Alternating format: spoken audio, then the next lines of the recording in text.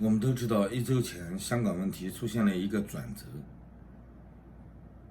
美国参议院、众议院通过了相关的法案。最出名的应该是香港人权与民主法案。那么紧接着我们看到，在香港攻打理工大学的警察仅仅陷于围困，非常紧迫的局势趋于缓和。紧接着我们就看到了议会斗争，在区议会的议员选举中，泛民获得了胜利。很多香港新进的区议员们正在开始联署，开始收集资料，想了解到底在5个多月来的抗争中有多少人失去联系。有很多人已经死了，还有一些人不明不白的。为了应对国际社会即将到来的这种检查，总是要提供一些资料的。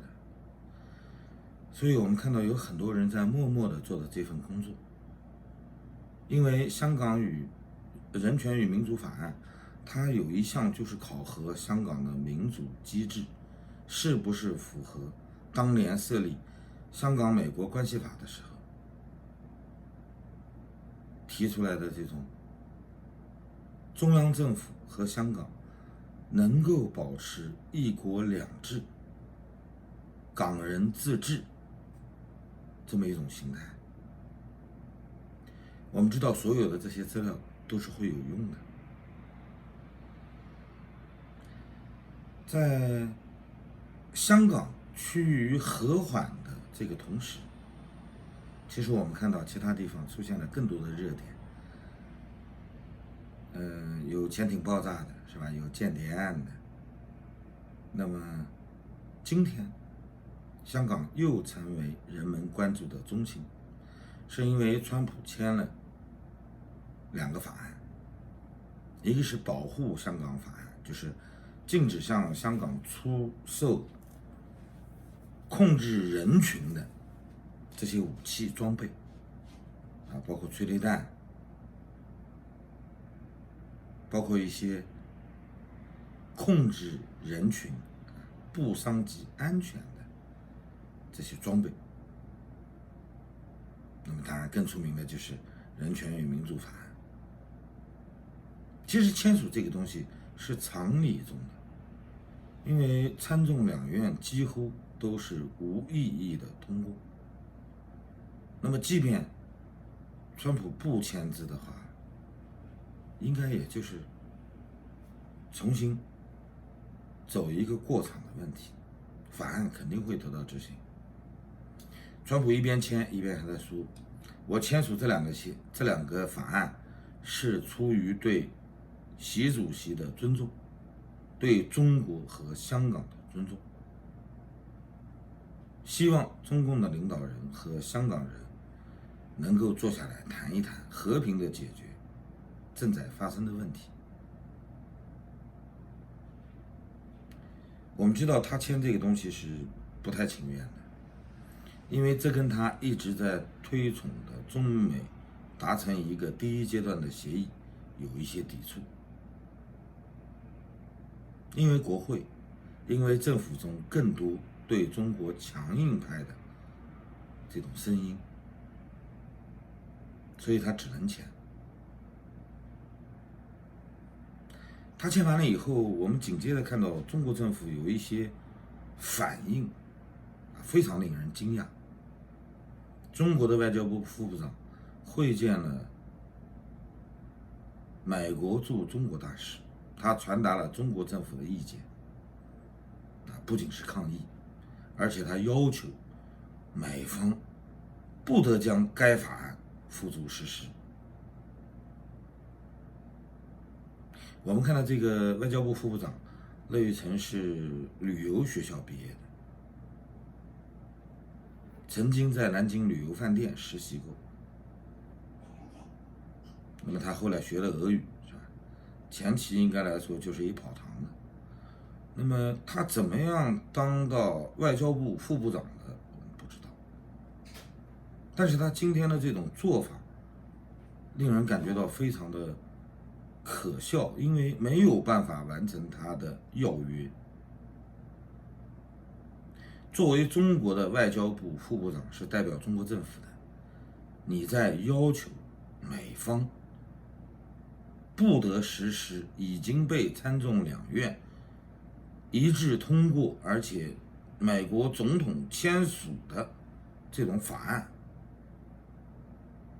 即便你有这种想法，在外交场合明明确确的把它说出来，这应该是属于小丑的表演。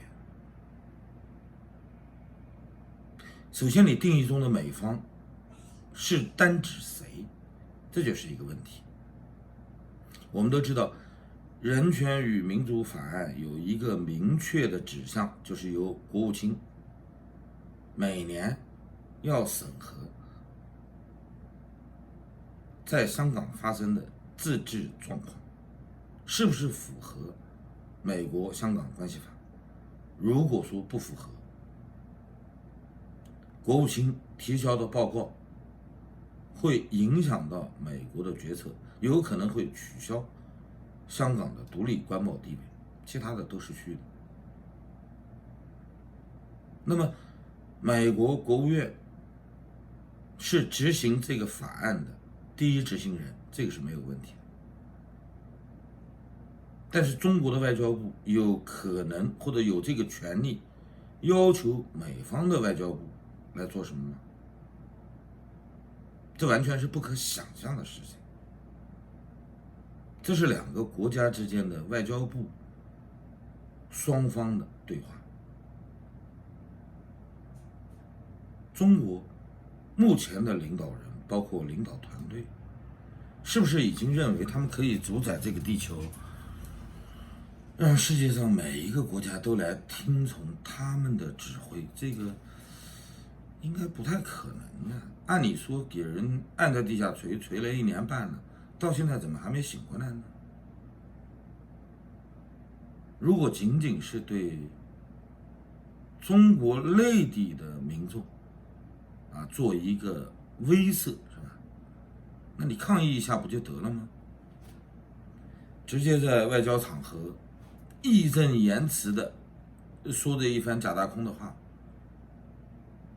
我觉得真的很难理解。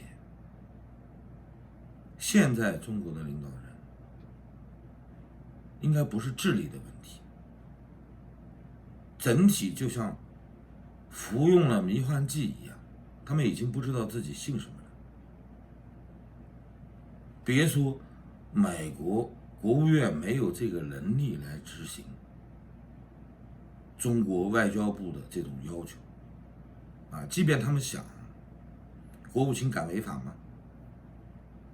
别说国务卿，国会议长川普都不敢。任何一个西方国家基本上都是以法来立国的，三权分立是一个最基本的东西，它跟中国是完全不一样的。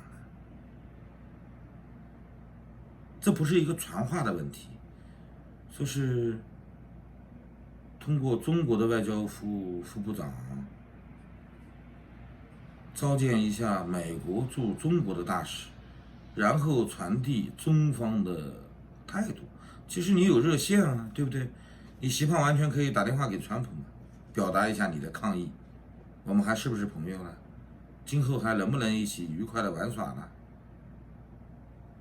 你通过这种正式的外交场合来传递这种声音，我觉得非常可笑。而且这个信息其实大多数人看过就当一个笑话，但这种笑话在中国以往的外交史上尤其是最近10来年，应该来说出现过很多回了。不仅仅是习胖这个政权，在他之前也有过涉及到印度的驻印度的外交官，是吧？这1-2年中美贸易问题出现以后，驻英国的外交官都有类似的表态，甚至驻香港的中联办曾经都发出过这样的怒吼。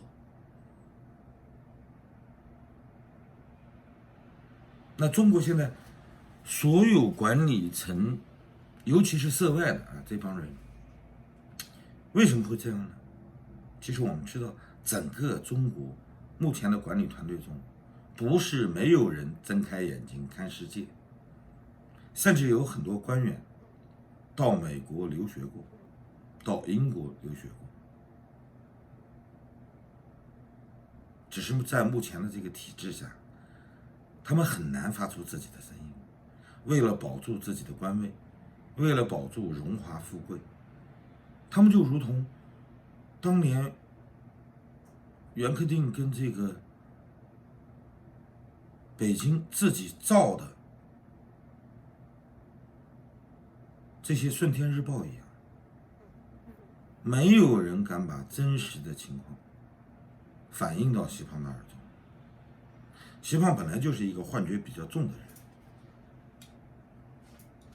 他一直在考虑人类未来往何处去，他要引领人类未来的发展方向，要打造一个人类命运的共同体。那么下面抬轿子呢，不太敢唤醒他，只能由着他的话去说。他上台了以后，连总理的权利都拿过来了。刚上台他就成立了一个深化经济改革领导小组，跟其他的小组一样，由他来兼任组长，连总理都靠边站了。所以我们知道，他是一个非常喜欢霸权的人。在国际社会上，他在发出一些呼吁，希望有更多的国家拿他的声音当回事儿。在国内，他什么东西都要往自己怀里揽，甚至美国出台了一个国内法，他也要去威胁人家一番。其实每当看到这些新闻的时候，